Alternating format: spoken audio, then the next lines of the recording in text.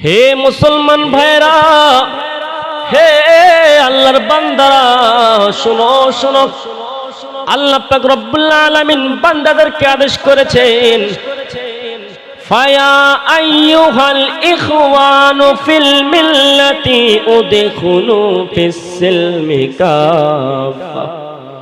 আল্লাহ পাক রব্বুল আলামিন এই আয়াতের মাঝে বান্দাদেরকে আদেশ করেছেন, হে বান্দারা শোনো শোনো, তোমরা পরিপূর্ণভাবে ইসলামের মধ্যে প্রবেশ করো, পরিপূর্ণভাবে ইসলামকে মানো।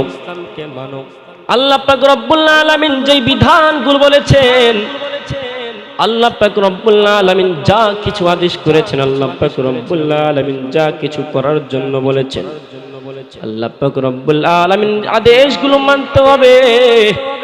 পরিপূর্ণ ইসলাম, আপনি যখন অর্ধেক ইসলাম মানবেন, ইসলামের মধ্যে তখন ফিতনা সৃষ্টি করে দিবেন। কারণ একটা মানুষের কথা প্রথম থেকে শেষ পর্যন্ত না শুনলে, যখন অর্ধেক কথা শুনবেন তখন আপনি ওই জায়গার মধ্যে ঝামেলা লাগিয়ে ফেলবেন। কারণ আপনি প্রথম থেকে শেষ পর্যন্ত কথাগুলো শুনেন নাই। ঠিক এমনি ভাবে ইসলামের মধ্যে পরিপূর্ণভাবে যতদিন পর্যন্ত প্রবেশ করতে না পারবেন, ইসলামের সব কিছু যত আদেশ রয়েছে, ইসলামের বিধি বিধান যতদিন পর্যন্ত সবগুলো না মানবেন, ততদিন পর্যন্ত আপনার মাঝে ফিতনা সৃষ্টি হবে, আপনার মাঝে আপনি ফিতনার মধ্যে থাকবেন। এই জন্য আল্লাহ পাক রব্বুল আলামিন জানাই দিলেন, হে আমার বান্দারা, তোমরা পরিপূর্ণভাবে ইসলামের মধ্যে প্রবেশ করো।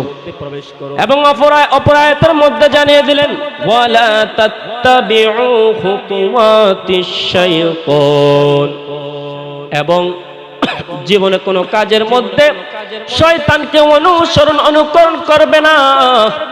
কারণ শয়তান চায় না বান্দা কখনো সফলতা অর্জন করুক।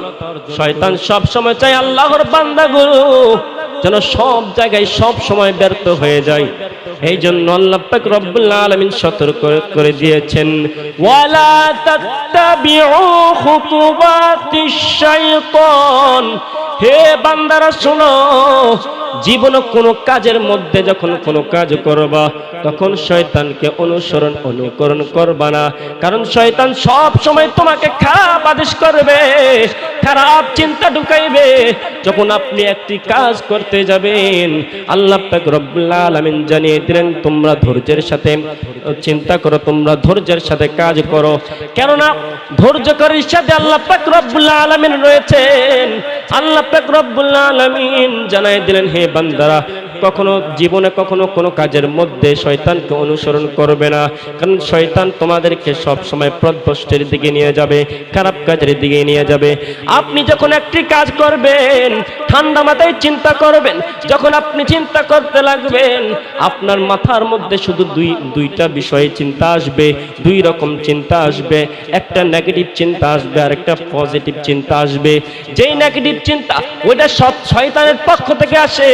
শয়তান আপনাকে সব সময় চাইবে সব কাজের মধ্যে ব্যর্থতা করার জন্য।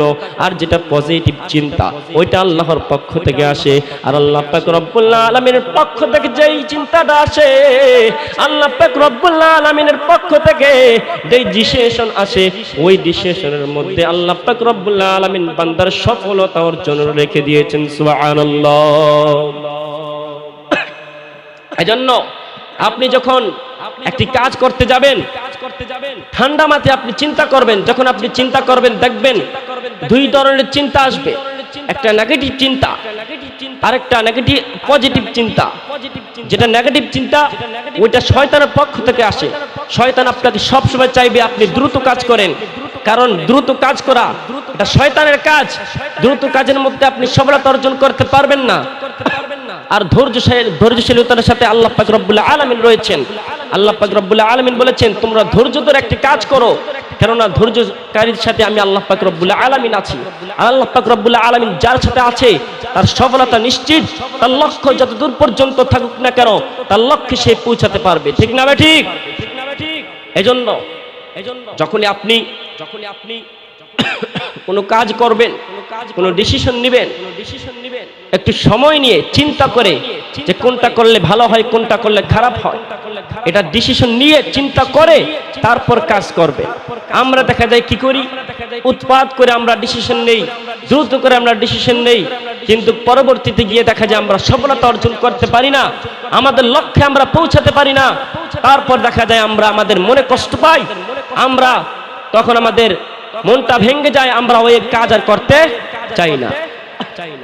এজন্য যত কাজ করবেন ধৈর্যের সাথে করবেন, কারণ আল্লাহ পাক রব্বুল আলামিন ধৈর্যশীলতার সাথে আল্লাহ পাক রব্বুল আলামিন আছে। আল্লাহ পাক রব্বুল আলামিন আমাদের সবাইকে বুঝার তৌফিক দান করুক। সকলে বলি আমিন।